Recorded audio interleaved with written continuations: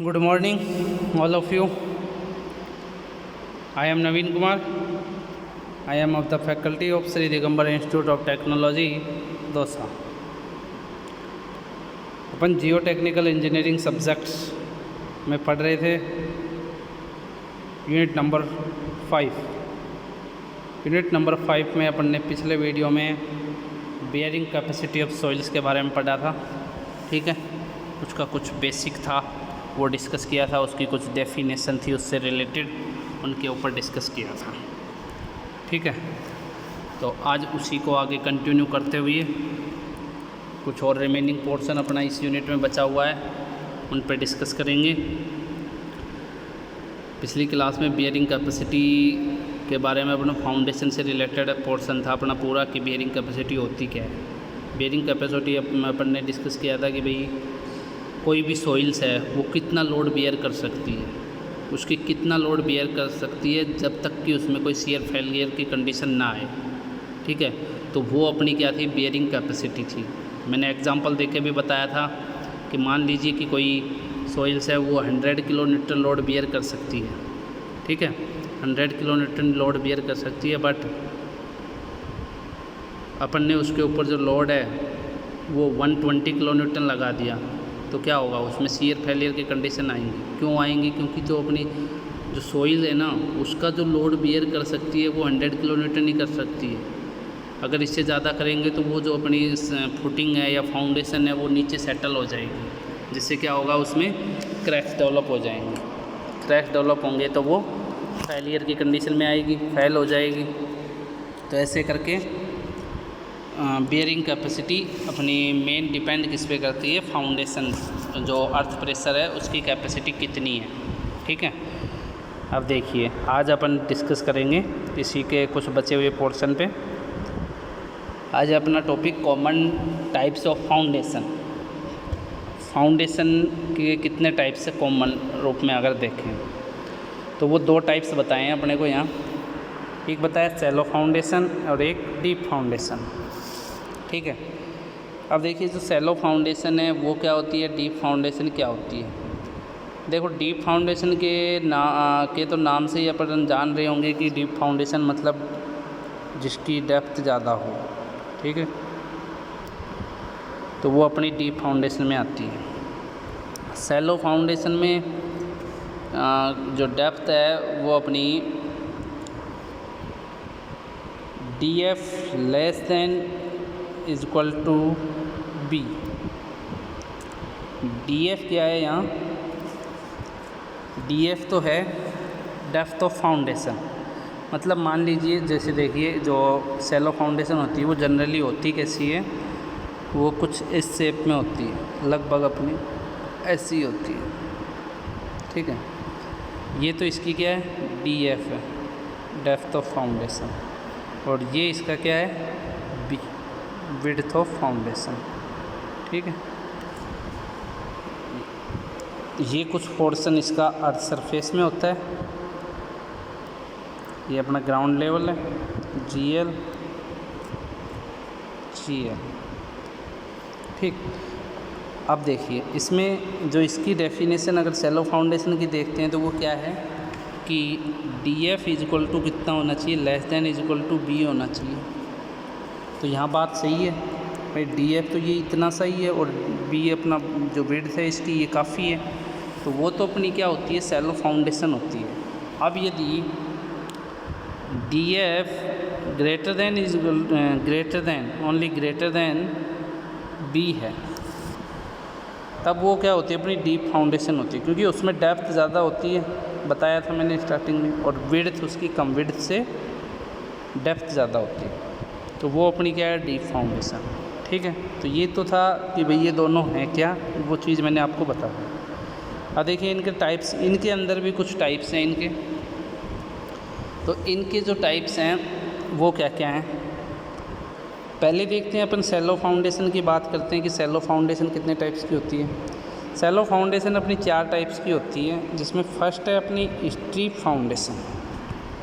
क्या है, strip foundation. Second है स्ट्रैप फाउंडेशन. थर्ड है कंबाइंड फाउंडेशन और फोर्थ है मैट फाउंडेशन। ठीक है। अब ये जो सेकंड नंबर का है इस पर कुछ थोड़ा मेरे को डाउट है, इसकी जगह शायद कुछ और नाम है तो वो मैं आपको बता दूंगा, तो इसको थोड़ा मैं अभी स्किप कर रहा हूँ। ठीक है, इसमें मेरे को थोड़ा सा डाउट है। अब देखिए जो स्ट्रिप फाउंडेशन है वो स्ट्रिप फाउंडेशन होती क्या है, इसको अपन एक बार थोड़ा सा इसका डायग्राम से देखते हैं। स्ट्रिप फाउंडेशन तो नॉर्मली जो मैंने आपको अभी बताया था उसमें क्या है, कुछ ऐसे होती है इस शेप में। ठीक है भाई, ऐसे कुछ शेप में होती है स्ट्रिप फाउंडेशन, जिसकी डेप्थ तो कितनी होती है, ये DF और ये होती है P, विड्थ है इसकी, ये ग्राउंड लेवल। ऐसे कुछ शेप में अपनी स्ट्रिप फाउंडेशन होती है। ठीक है। और जो नेक्स्ट है अपना स्टीप, देखिए सॉरी अभी मेरे याद आ गया, शायद वो अपना स्टेप फाउंडेशन है। सेकंड जो है वो स्टेप फाउंडेशन है। ठीक है। स्टेप फाउंडेशन कैसा होता है, इसका मैं आपको इसका फ्रंट व्यू वाला डायग्राम बना के बता रहा हूँ। ये अपना कुछ ऐसे इस शेप में होता है। ठीक, ऐसे जैसे देखा होगा ध्वजारोहण करते हैं तब कुछ अपना ऐसे इस स्टेप में होता है, मतलब स्टेप है इसमें, स्टेप टू स्टेप है। तो ये अपना क्या है, स्टेप फाउंडेशन। ठीक, टोटल DF हो गया, ये इसका B। तो ये अपना सेकंड था कौन सा, स्टेप फाउंडेशन। ठीक है। अब देखिए आगे देखते हैं, नेक्स्ट था कंबाइंड फाउंडेशन। सेलो फाउंडेशन के टाइप चल रहे हैं ये पूरे। थर्ड था अपना कंबाइंड फाउंडेशन। कंबाइंड फाउंडेशन को अगर फिगर में देखते हैं तो वो कंबाइंड का मतलब नाम से पता चल रहा है कि कोई भी दो फुटिंग है वो कंबाइंड में है। तो मान लीजिए कि कोई भी अपनी कॉलम फुटिंग है, वो कोई दो कॉलम फुटिंग है, उनको एक फुटिंग में ज्वाइंट कर रखा है। ठीक है। मान लीजिए ये कोई अपना ट्रेपेजॉइडल पोर्शन में कोई फुटिंग है, ये यहाँ। ठीक है। इसमें कोई दो फुटिंग अपनी ये कंबाइंड है कॉलम वाली। मेनली कॉलम की फुटिंग ज्वाइंट होती है हमेशा, तो ये पोर्शन अपना ज्वाइंट है यहाँ। ठीक है, ये कॉलम की फुटिंग और दूसरा ये कॉलम को यहाँ बना दिया अपन ने।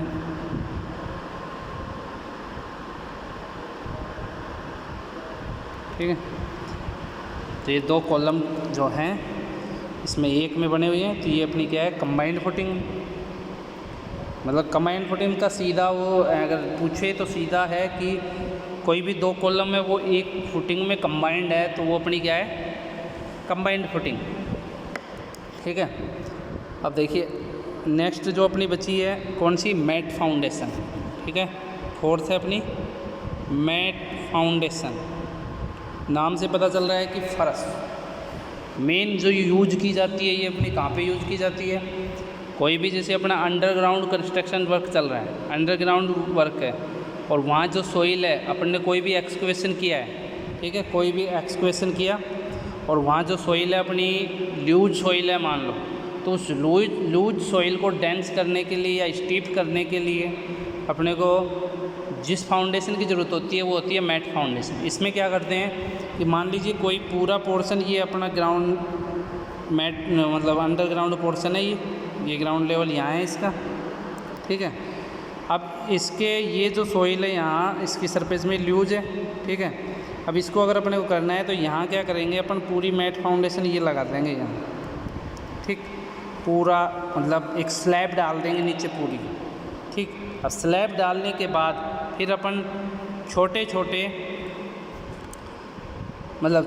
क्या, जो कॉलम अपने को डिवाइड करने हैं, कोई भी अंडरग्राउंड है नीचे से कॉलम उठाते हैं, तो जो कॉलम की फुटिंग लेनी है वो इस मैट फाउंडेशन में ही इंक्लूड करके लेते हैं। जैसे कैसे होगा वो, जैसे मान लीजिए ये पूरा कोई, तो यहाँ पे कोई अपन ने कॉलम लगाया, यहाँ लगाया, यहाँ लगाया, यहाँ लगाया, ऐसे करके कॉलम लगाया।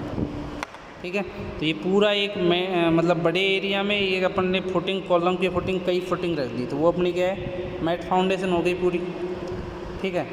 फिर बात आती है अपनी डीप फाउंडेशन की। अब डीप फाउंडेशन के भी दो टाइप्स हैं। डीप फाउंडेशन के दो टाइप्स में क्या है, एक तो है अपना, फर्स्ट है पाइल फाउंडेशन, पाइल फाउंडेशन, और सेकंड है वेल फाउंडेशन। ठीक है। पाइल फाउंडेशन क्या होती है, पाइल और वेल में दोनों में कंपेयर देखो, पाइल में कुछ कम डेप्थ होती है कंपेयर टू वेल फाउंडेशन के। पाइल फाउंडेशन नॉर्मली अपनी कोई भी जैसे बड़ी बिल्डिंग है उसके लिए अगर कोई स्ट्रक्चर बना रहे हैं तो उसके लिए फुटिंग बनानी है तो अपन पाइल यूज़ कर लेते हैं। और वेल फाउंडेशन मान लीजिए कोई अपन ब्रिज बना रहे हैं उसके लिए कॉलम बनाना है, या वाटर के अंदर कोई भी कॉलम बनाना है, तो वहाँ अपन को ज़्यादा डेप्थ वाली बीम की फुटिंग की ज़रूरत होती है, तो वहाँ अपन वेल फाउंडेशन यूज़ करते हैं। ठीक है। देखिए डायग्राम से देखते हैं थोड़ा। पाइल फाउंडेशन अपनी कुछ ये होती है ऐसे, ठीक है, ऐसे ये पाइल फाउंडेशन। और वेल फाउंडेशन आप जानते हो ये कुएं की तरह होती है पूरी कॉलम की। ठीक है। तो ये थी अपनी फाउंडेशन के टाइप्स थे। ठीक है। अब आगे डिस्कस करते हैं, सैलो फाउंडेशन के बारे में कर रहे हैं। सैलो फाउंडेशन में अपन ने ये पढ़ लिया था कि according to Terzaghi foundation is shallow if its depth is equal to और लेस देन विड्थ। ठीक है। तो ये अपनी बताई थी डेफिनेशन मैंने कि DF less than is equal to क्या होता है, B होता है। ठीक है। Shallow foundation are provided where structure load is less and soil is medium to dense at shallow depth. जो सैलो फाउंडेशन है वो मेनली यूज कहाँ की जाती है, जहाँ अपना स्ट्रक्चर का लोड कम है। ठीक है। और जो सोइल है वो मीडियम टू डेंस है, मीडियम से डेंस सोइल है सैलो डेप्थ तक, एट ए सैलो डेप्थ, कुछ डेप्थ तक। तो वो वहाँ पे अपन कौन सी फाउंडेशन यूज़ करेंगे, सैलो फाउंडेशन यूज़ करेंगे। ठीक है। Broadly shallow foundation are divided into footing and mat और raft. Footing and further subdivided in 3 categories. मतलब मैट फाउंडेशन को इसने अलग बताया, मैंने 4 टाइप्स बताए थे आपको। ठीक है। सॉरी, जो अपन ने एक जो टाइप्स पढ़ा था फर्स्ट वाला था उसका नाम स्प्रेड था। ठीक है। जिसका मैंने ये ऐसा डायग्राम बना के बताया था, और स्टेप में वही स्टेप वाली थी वो थी। ठीक है। तो थोड़ा सा मिसअंडरस्टैंडिंग हुआ था यहाँ पे, तो उनको आप देख लेना, वर्डों का थोड़ा फेरबदल हो जाता है। ठीक है। तो फर्स्ट है अपना spread footing, strap footing, combined footing, और फोर्थ था मैट फाउंडेशन। इन सब के बारे में मैंने आपको बता दिया है पहले ही, विद डायग्राम अपन ने डिस्कस कर लिया है। ठीक है। अब आगे देखते हैं methods to determine bearing capacity. ये अपना इसी में टॉपिक्स है, इसी यूनिट्स में, methods to determine bearing capacity. अब जो बेयरिंग कैपेसिटी है वो डिटरमाइन किस किस मेथड से करते हैं वो बताया है यहाँ पे। फर्स्ट बता रहा है कि एनालिटिकल मेथड होता है। एनालिटिकल मेथड से भी अपन बेयरिंग कैपेसिटी मेजर कर सकते हैं, जिनको अपन ने एनालिटिकल मेथड के बेसिस पे 3 कैटेगरी में डिवाइड किया है। पहला है based on theory of elasticity, second है, एक मिनट, पहला तो है इलास्टिसिटी के बेस्ड, सेकंड है based on classification earth pressure theory, और थर्ड है बेस्ड ऑन प्लास्टिक थ्योरीज। ठीक है। अब देखिए based on theory of elasticity में ओनली अपना एक मेथड है स्क्लीचर मेथड्स। ठीक। अब based on classification earth pressure में देखते हैं तो रेनकाइन मेथड्स, पोकर्स मेथड, बेल्स थ्योरी। ठीक है। ये जो 2 मेथड है ये अपने यहाँ सिलेबस में है नहीं, इनको अपन को पढ़ना भी नहीं है। मेन जो अपना इम्पोर्टेंट भी रहता है एग्जाम पॉइंट ऑफ व्यू से भी और कंपटीशन एग्जाम के लिए भी, वो अपना रेनकाइन थ्योरी रहता है। ओनली फॉर 5 सॉइल, मतलब कोहेसिव सॉइल्स के लिए बता रहा है। ठीक है। तो रेनकाइन थ्योरी के बारे में अपने को डिस्कस करना है। अब बेस्ड ऑन प्लास्टिक थ्योरी के बारे में बता रहा है, तो यहाँ पर भी अपने को कुछ इसमें बता रखे हैं कि कितने टाइप्स हैं, ये 9 टाइप्स में बताएं। तो इनमें से अपने को सबको डिस्कस नहीं करना है, यहाँ पे कुछ हैं सिर्फ उन पे ही अपने जो सिलेबस में है उनके ऊपर ही डिस्कस करना है। ठीक है। जैसे पहला मेथड है ये फिलिनियस मेथड, इसको अपने को नहीं पढ़ना है। ठीक। थर्ड है तरजागी मेथड, ये अपने सिलेबस में है, इसको पढ़ना है। सेकंड है स्कैम्पटन्स, ये भी पढ़ना है। फिर है ये बलाज मेथड, ये नहीं पढ़ना। IS मेथड को पढ़ना है। प्रांडल्ट मेथड्स इसको भी नहीं, मेयर-ओक मेथड्स इसको भी नहीं पढ़ना, वैसे ये अपने होता है इम्पोर्टेंट है ये, वैसे इसको पढ़ लेंगे थोड़ा सा। फिर ब्रिंक-एडम्स मेथड ये भी नहीं पढ़ना और ये भी नहीं पढ़ना, ठीक है। ये सब अपना एडवांस फाउंडेशन इंजीनियरिंग में ये सब मेथड्स आते हैं, वहाँ पे अपन इनको पढ़ते हैं, ठीक है। तो अब देखते हैं बारी बारी इनको एक एक को, जो जो अपने सिलेबस में है उनको। तो फर्स्ट बात करिए एनालिटिकल मेथड में स्कल्पचर मेथड की बात करिए, ठीक है, जो अपना पहला ही मेथड था, ठीक। इस मेथड में क्या कहा है कि this is based on theory of elasticity and Boussinesq stress distribution, ठीक है। बोस्कीनेस स्ट्रेस डिस्ट्रीब्यूशन के बेसिस पे डिपेंड है। बोस्कीनेस स्ट्रेस डिस्ट्रीब्यूशन में क्या बताया था कि सॉइल है, सॉइल के ऊपर कोई लोड लग रहा है तो वो डिस्ट्रीब्यूट किस फॉर्म में हो रहा है, ठीक है। तो वो एक ट्रेपेजॉइडल फॉर्म में होता था, जैसे अपन ने पढ़ा था उसमें अपनी स्ट्रेस डिस्ट्रीब्यूशन वाली यूनिट थी उसमें कि इसके ऊपर कोई लोड फुटिंग के ऊपर लग रहा है, ये उसकी कोई अर्थ सरफेस है, तो यहाँ जो लोड डिस्ट्रीब्यूट होगा उसका कुछ ऐसे ट्रेपेजॉइडल शेप में होगा, ऐसे कुछ एंगल्स में, ठीक है।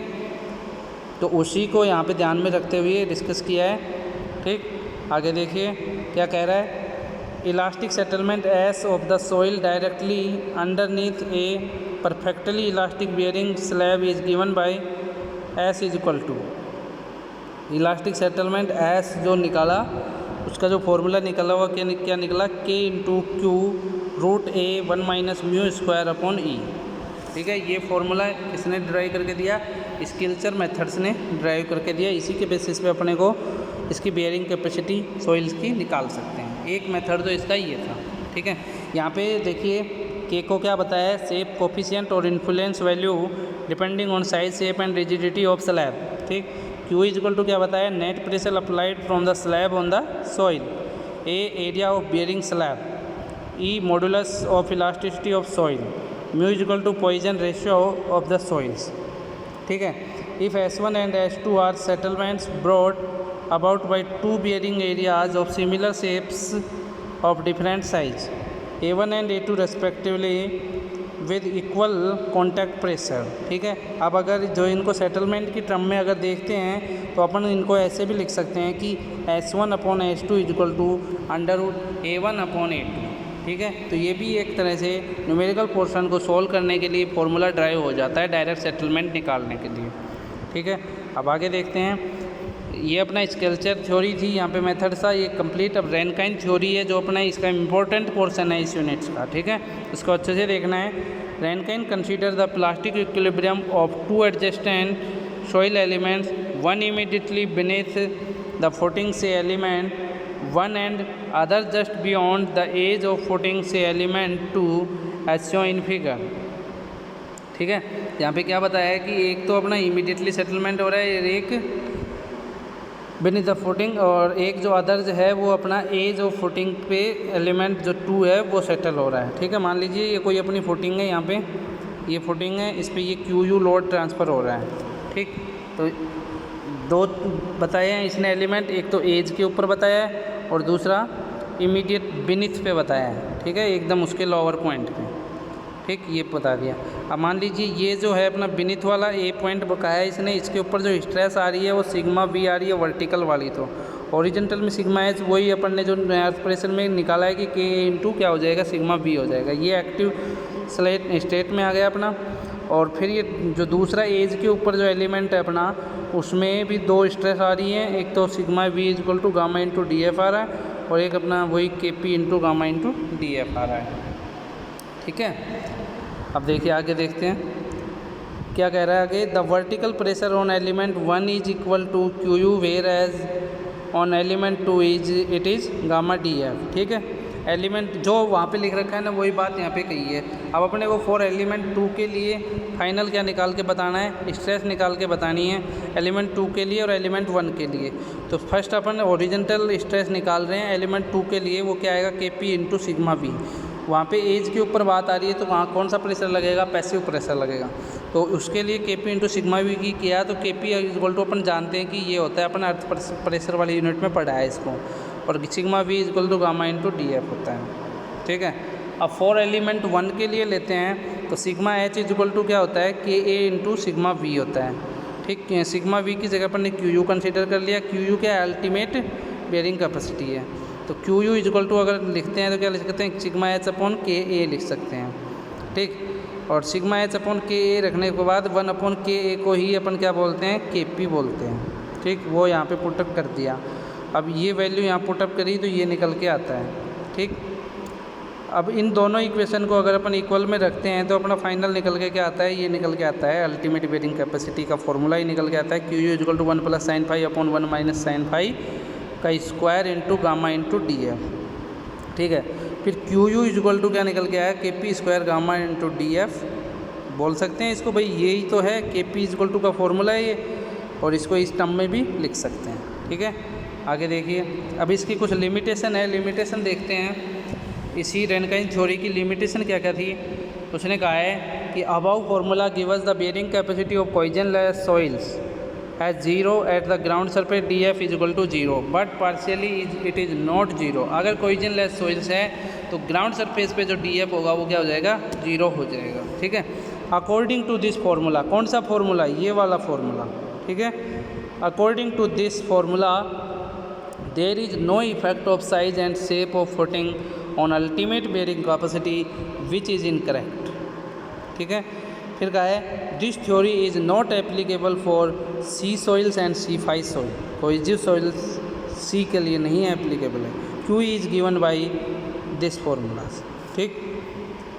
This method have limitation similar to Rankine's method, ठीक है। जो पहले रेनकाइंस मेथड अपन ने अर्थ प्रेशर में पढ़ा था उसी के सिमिलर और भी इसके लिमिटेशन है, वो इसी के सेम वे पे है, ठीक है।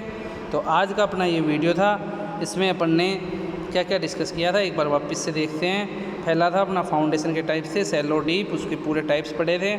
फिर सैलो फाउंडेशन को ही बताया था, मेथड्स ऑफ डिटरमाइन बताए थे कि कौन कौन से अपने सिलेबस में हैं, उनको डिस्कस किया था। एनालिटिकल मेथड में स्किल्चर मेथड को डिस्कस किया है, फिर अपना रेनकाइन थ्योरी को किया था, ठीक है। ऐसे करके इसकी लिमिटेशन भी पढ़ी थी, ठीक है। So thanks for watching my video, okay everybody.